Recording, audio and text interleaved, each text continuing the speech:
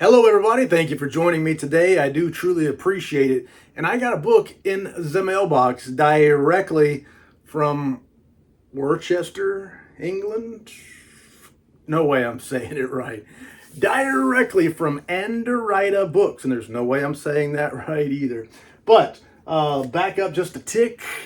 A kind lady named Diana Petrov from Phantasia Press. A while back, I showed you the video, offered me a copy of Mickey7 by Ashton, and I accepted.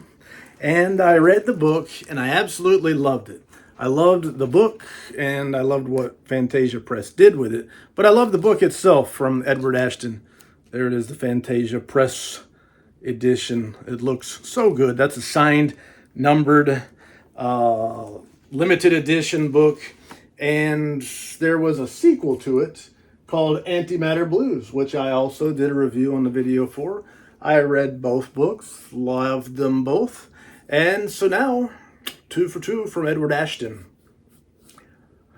Today, I got another book in the mail by Ashton. This one is not Phantasia Press.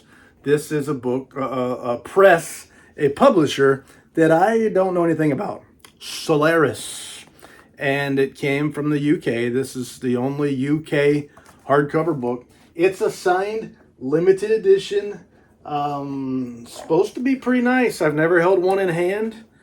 I can't vouch yet, but that's the purpose here. So I after reading Antimatter Blues, after reading Mickey7, I got to looking up books, and I found that this company Solaris also had UK signed limited edition versions of those, and they were sold out. And on the secondary market, they were very expensive. So move on along, move on down the road. Too late, too late. Somehow I made my way back again, and I saw that they had Mal Goes to War. And I think they might have a couple copies left if you're interested. Now, I bought them from the UK. They shipped them to the United States in pounds with shipping and all. It was 73 pounds. Now, my estimation, $99.82. I think that's what PayPal told me is what I paid in dollars. So that was the cost. And the box is here. So they shipped it in a box. They apparently got it cushioned around the edges with bubble wrap. They got the book itself wrapped in some kind of foam stuff. Foam stuff, you see. Foam stuff, you see. Let me open it up and we'll see after all. More foam and more foam, and let's get it out. All right, so here is our book, Mal Goes to War by Ashton, and it is Solaris. And again, I know nothing about this publisher, so we're seeing it together. But there is the cover artwork, and it is cool. It is interesting, and I feel it. Feel it. The letters are raised, and they are shiny. I don't see if I can show you how shiny they are. Raised letters. There is the spine. That's what it looks like on the shelf. And there it is on the back. Andy Weir, watch out. Stephen Baxter leaves the audience gasping the times. What time? I don't know. But there it is. There's our dust jacket artwork. And it says jacket art by blacksheepuk.com. Images by Shutterstock. Author photo by Just T. Jan. So that's what we're, I don't know what those things are, how they do it, what they do. But let me stretch out this dust jacket here and show you what it's like. It's thick. It's thick stock on the dust jacket. And they're on the back flap. I'll just read a little bit about what the story is according to the back flap. So if you don't like back flap details, plug your ears and I'll tell you when I'm done. How's that sound?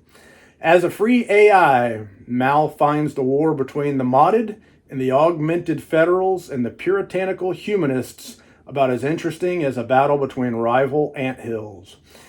He's not above scouting the battlefield for salvage, though, and when the humanists abruptly cut off access to info space, he finds himself trapped in the body of a cyborg mercenary and responsible for the safety of the modded girl she died protecting. A dark comedy wrapped in a techno-thriller skin, Mal Goes to War provides a satirical take on war, artificial intelligence, and what it really means to be human. UK 50 pounds. All right, now taking a look at the book here. It is metallium, silver cloth, and you can't see, I don't know, embossed or stamped into the cover is that geometrical design there. Again, it looks cool. And there's the spine of the book. And it is a Smith sewn binding.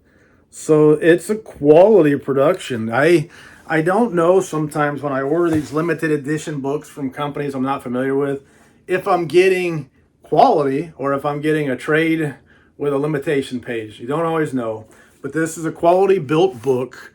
Good materials, well built, and the end papers. There are end papers, rather plain, but they are colored end papers. And other than that, what else is there? Well, it's a signed limited edition book for one, and it is number 394 of 400 copies. So I just barely made it in, and it's signed by the author, Edward Ashton, of whom I am a fan. I've read 2 books. I've dug those 2 books. Liked them very much. And the illustration to show again. Don't rush too far. The illustration on that signature page there does look cool. It's printed offset, and they call it premium Munkin paper. No, we're not monkeying around here. It's called Munkin paper. And I'm flipping through to see if there are any interior illustrations in the book. There was none advertised, but you never can tell. Sometimes they slide them in on me and surprise me. I'm not seeing any interior illustrations here. And no interior illustrations. This is what the text looks like. You can see this creamy paper, creamy colored paper, and the text size is pretty good. Pretty good for reading. The book itself feels good and neat. So Solaris delivered a good book for the price. Well, it's hard to say the price. Delivery to the United States is a bunch of money. And sometimes it's really a lot of money. And so it costs quite a bit to get this book shipped here. I think it was 20-something pounds for shipping to the United States from this company here. But anyway, the book is in hand, and I'm glad to have it. I'd like to have Antimatter Blues. I'd like to have Mickey7 from these folks, just because I like to have stuff. Phantasia Press put more into it. Now, this book is cheaper, especially if you live in the UK. Cheaper, so it costs less. Stands to reason that you might expect less in terms of features, no slipcase, no interior illustrations and such as that. So it is a trade-off.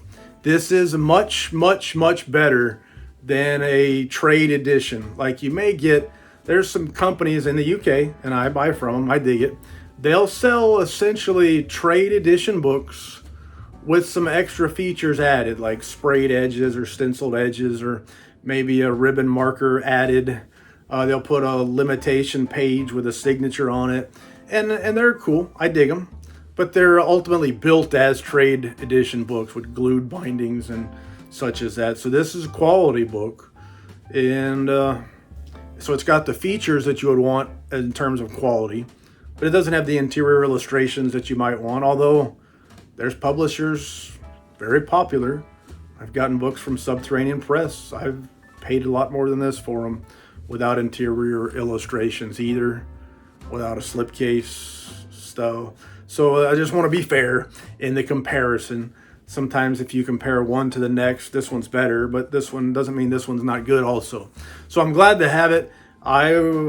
They publish other books that I want. I'm going to buy them also. I dig it. Looking forward to Mal Goes to War. I've really enjoyed the 2 books that I read from Edward Ashton. They were a series, so Mickey7, and then the sequel was Antimatter Blues. This is something different. At this point, it's a standalone. I don't know if there's going to be a sequel to it or not, but this is not a related story. But it sounds interesting. It's got some of the quirks in the storyline that Antimatter Blues and Mickey7 had. Some cool details, some strange details that made the story a little bit more interesting, which is cool. Anyway, Solaris did a good job. Happy with my purchase. Glad to have it on the shelf, and I can think of no more lies to tell. So thank you for your time. I do truly appreciate it. C'est la vie,